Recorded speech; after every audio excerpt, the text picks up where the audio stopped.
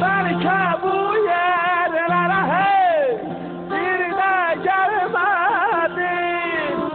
Duman salamat kal, sen salamat kal. Xoşbaxtlık, firavanlık arzu edirəm. Elə bu mövzularda çox başınızı arıtmaq istəmirəm. Sizə bir yarımda saat baştan söyləmək istəyirəm.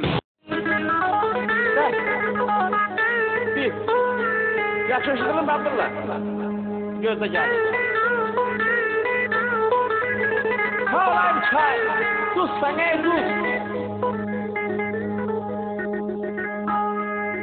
Ana ağrın ağrımdır mezarlar. Kalan çay,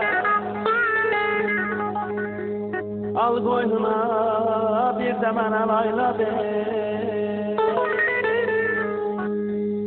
Sağ, sağ.